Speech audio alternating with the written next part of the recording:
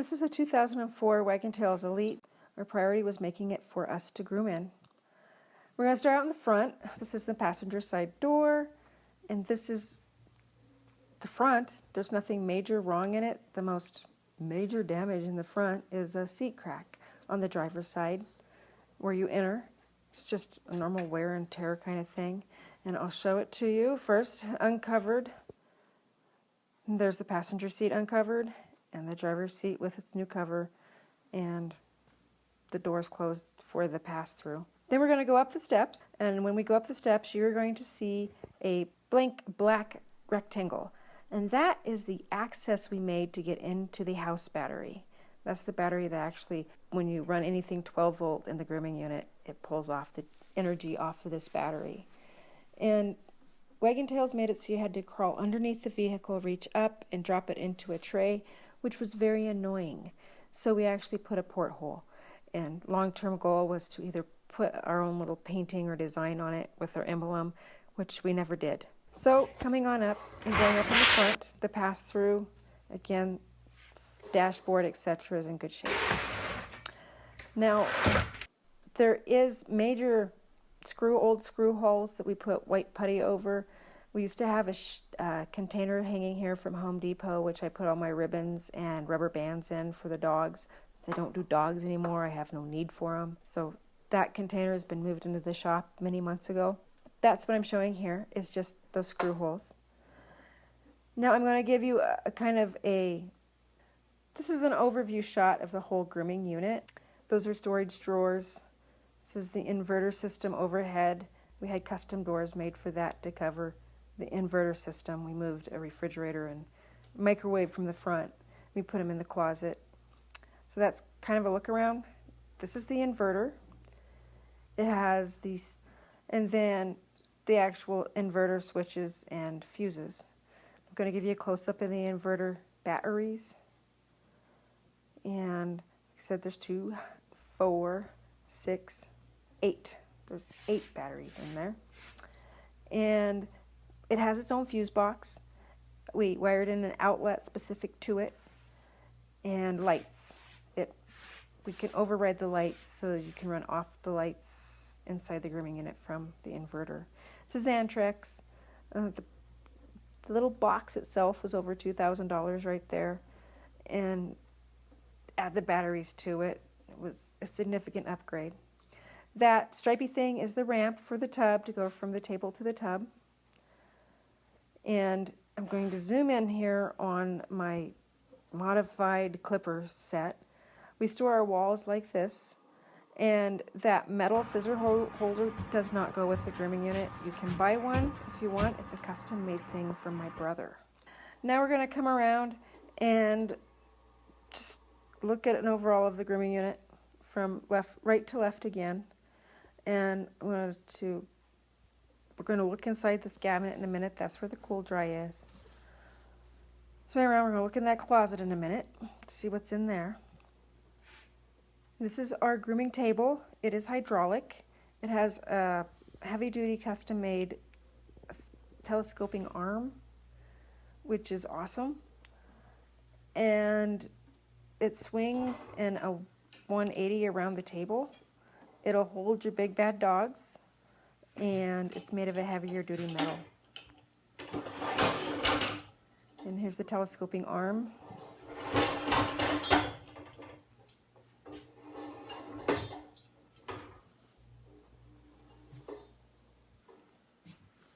So there's that closet. I'm going to open the door and show you what it looks like for how it comes, and then later in the video you'll see what we do with it for real. And the closet has the shelves adjusted to fit a microwave on the top, a refrigerator in the middle. It has a little rack on your left for a roll of toilet paper.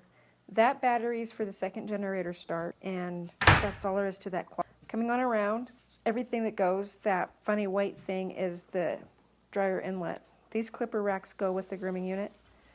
I'm just going to show you the storage here behind these flip-up doors. They're pretty much empty now because I just don't need that much equipment for cats. It has some miscellaneous. It's where I put some of my snacks sometimes. And that is where they had a CD worth the 6 things in it and the exchanger.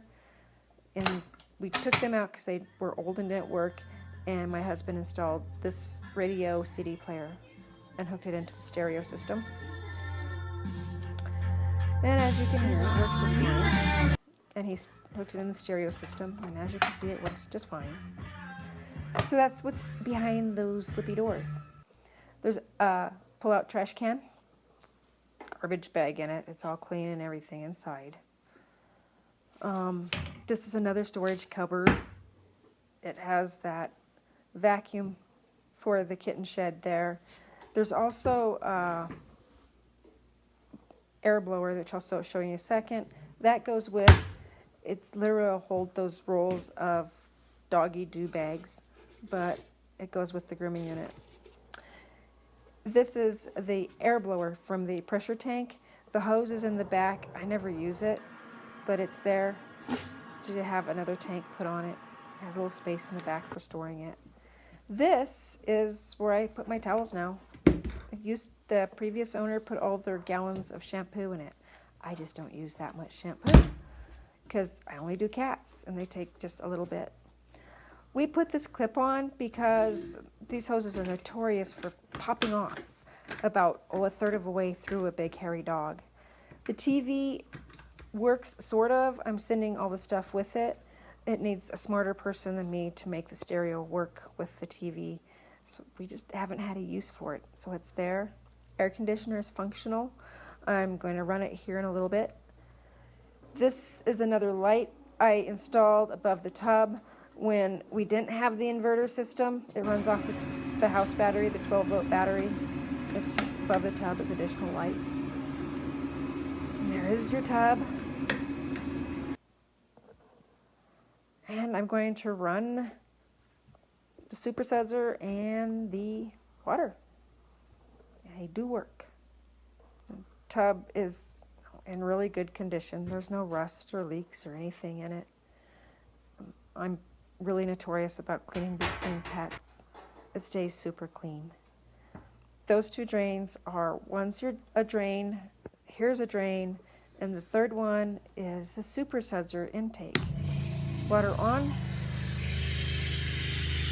and I put it into the super sudsor inlet so I could run the super sudsor at the same time. And there they are, both running. Super sudsor. Sudsor off. Water pump off. Sudsor on. Water pump on.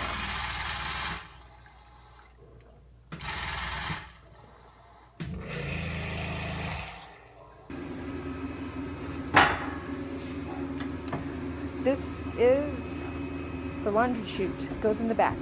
There's 3 blue bags that will come with it. And turning the primary generator on, generator 1. Starts up. There's your hours on it. It runs super well. It's getting up there in hours, but I've been taking care of it. We installed this fan. It pulls air for the generator. This is the second generator. It's underneath the back utility room. And you can't hear it when it's running because it's in the back, out of the way, where one would think one would put one. Equipment running. Vacuum. We installed a new vacuum like 2 or 3 years ago. And clipper vac.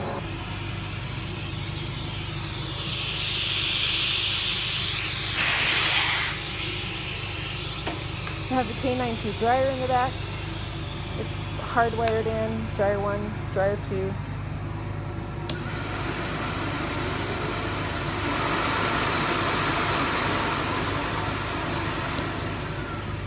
I have 2 high-powered pressure nozzles I'm going to send with whoever buys it.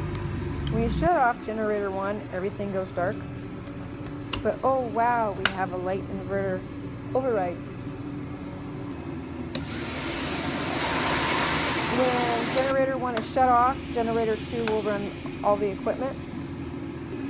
You can shut the fan off that's blows air down on the first generator that's notorious for wagon tails that it overheats.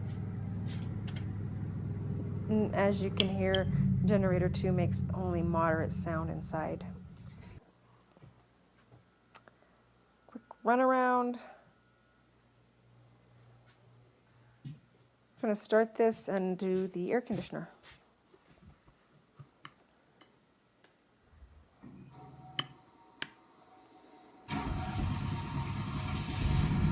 Blows nice cold air down.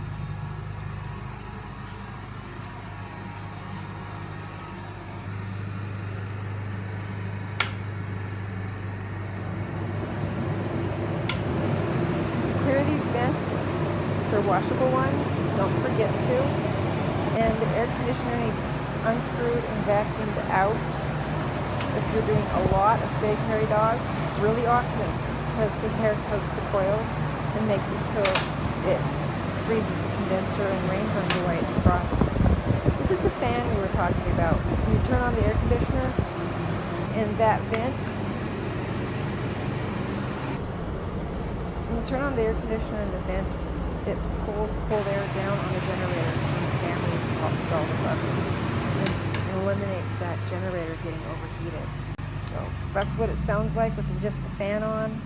I'm going to go shut the fan off, turn the fan on, so you also don't have a problem with CO2 buildup. Cool dry that I was talking about inside that little flip top cupboard, and what it looks like inside of there. You can open the front or flip open the top. And we'll go run the cool dry.